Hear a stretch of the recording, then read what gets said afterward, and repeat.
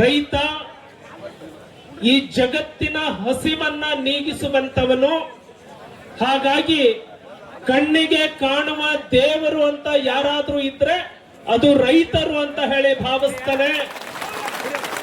ಎಲ್ಲ ರೈತರ ಪಾದಕ್ಕೆ ವಂದನೆಯನ್ನ ಸಲ್ಲಿಸ್ತಾ ಮಾಧ್ಯಮದ ಮಿತ್ರರೇ, ನಾನು ನಮ್ಮ ನಾಯಕರು ಬಂದಿರುವಾಗ ಜಾಸ್ತಿ ಮಾತನಾಡೋದಿಲ್ಲ. ಹೋರಾಟದ ನೇತೃತ್ವವನ್ನು ವಹಿಸಿರುವಂತಹ ನಾಯಕರು ಎಲ್ಲವನ್ನ ನಿಯಂತ್ರಣ ಮಾಡ್ತಾ ಇದ್ದಾರೆ. ನಾನು ಹೇಳುವಂತದ್ದು ಇಷ್ಟೇ, ನೀವು ಮಾಡ್ತಾ ಇರುವಂತಹ ಹೋರಾಟ ಇದು ನ್ಯಾಯಯುತವಾಗಿದೆ. ನಿಮ್ಮ ಹೋರಾಟದ ಜೊತೆಗೆ ನಾವೆಲ್ಲರೂ ಕೂಡ ಕೊನೆಯವರೆಗೂ ನಿಲ್ತೇವೆ ಅನ್ನುವಂತಹ ಮಾತನ್ನ ನಾನು ಇಲ್ಲೇ ಹೇಳ್ತಾನೆ. ಆತ್ಮೀಯ ಬಂಧುಗಳೇ, ನಿರಂತರವಾದಂತಹ 6 ದಿನಗಳವರೆಗೆ ಹೋರಾಟ ನಡೆದಿದೆ. ನಾನು ಮಾಧ್ಯಮದ ಮೂಲಕ ತಿಳಿದುಕೊಂಡೆ, ಇಷ್ಟು ದೊಡ್ಡ ಹೋರಾಟ. ಮೊದಲು ನಾವೆಲ್ಲ ಹೋರಾಟಕ್ಕೆ ಮುಧೋಳಕ್ಕೆ ಹೋಗ್ತಿದ್ವಿ. ಆದರೆ ಬೆಳಗಾವಿ ಜಿಲ್ಲೆಯ ಗಡಿಯಲ್ಲಿ ಇಷ್ಟು ದೊಡ್ಡ ಹೋರಾಟ ಯಾವುದಾದ್ರೂ ನಡೆದಿದೆ ಅಂದ್ರೆ ಅದು ಇವತ್ತಿನ ಹೋರಾಟ ಅಂತ ಹೇಳಿ ನಾನು ಹೇಳ್ತಾನೆ.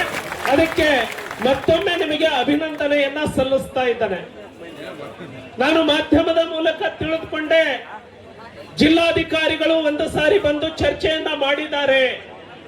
ಜಿಲ್ಲಾಧಿಕಾರಿಗಳು ಫ್ಯಾಕ್ಟರಿಯ ಮಾಲಕರ ಜೊತೆಗೆ ಮಾತನಾಡಿ 200 ರೂಪಾಯಿ ಹೆಚ್ಚಿಗೆ ಕೊಡಿಸ್ತಾನೆ ಅನ್ನುವಂತಹ ಮಾತನ್ನ ಹೇಳಿದ್ದಾರೆ ಅಂತ. ಆದರೆ ಇಷ್ಟು ದೊಡ್ಡ ಹೋರಾಟ ನಡೆದಾಗ, ಸಾವಿರ ಸಂಖ್ಯೆಯಲ್ಲಿ ರೈತರು ಇದ್ದಾಗ, ಈ ಸುತ್ತಮುತ್ತಲಿನ ಎಲ್ಲಾ ಜಿಲ್ಲೆಯ ರೈತರು ಇಲ್ಲಿ ಬಂದು ಹೋರಾಟದಲ್ಲಿ ಭಾಗವಹಿಸ್ತಾ ಇರುವಂತಹ, ನಾನು ಕೇಳಿದೆ DC ಅವರು ಬಂದಾಗ 1 ಲಕ್ಷದಷ್ಟು ರೈತರು ಬಂದಿದ್ರು ಹೋರಾಟದಲ್ಲಿ ಅಂತ. ಇಂತಹ ಹೋರಾಟ ಇಷ್ಟು ದೀರ್ಘವಾಗಿ ನಡೆದರೂ ಕೂಡ ಶುಗರ್ ಕೇನ್ ಕಮಿಷನರ್ ಇಲ್ಲಿಗೆ ಬರಬೇಕಾಗಿತ್ತು, ರೈತ ಮುಖಂಡರ ಜೊತೆಗೆ ಮಾತನಾಡಬೇಕಾಗಿತ್ತು, ಸಕ್ಕರೆ ಸಚಿವರು ಇಲ್ಲಿಗೆ ಬರಬೇಕಾಗಿತ್ತು, ರೈತ ಮುಖಂಡರ ಜೊತೆಗೆ ಮಾತನಾಡಬೇಕಾಗಿತ್ತು, ಉಸ್ತುವಾರಿ ಸಚಿವರು ಬರಬೇಕಿತ್ತು, ರೈತ ಮುಖಂಡರ ಜೊತೆಗೆ ಮಾತನಾಡಬೇಕಾಗಿತ್ತು ಅನ್ನುವಂತಹ ನನ್ನ ಅಭಿಪ್ರಾಯವನ್ನ ವ್ಯಕ್ತಪಡಿಸ್ತಾನೆ.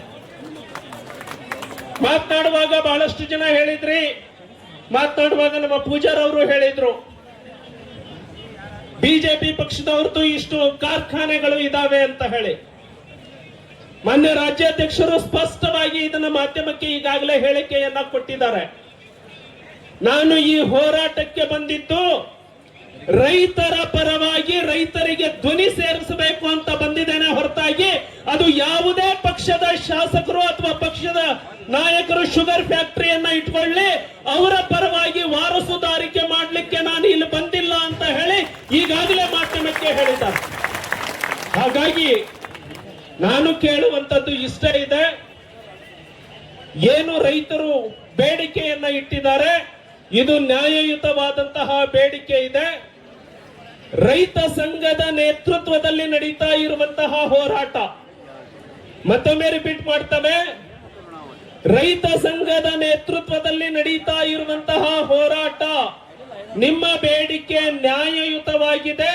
ನಿಮ್ಮ ಬೇಡಿಕೆ ಈಡೇರೋವರೆಗೂ ನಾವು ಕೂಡ ನಿರಂತರವಾಗಿ ನಿಮ್ಮ ಜೊತೆಗೆ ನಿಲ್ಲುತ್ತೇವೆ ಅನ್ನುವಂತಹ ಮಾತನ್ನ ಹೇಳ್ತಾ, ನಿಮ್ಮ ಹೋರಾಟ ಯಶಸ್ವಿಯಾಗಲಿ.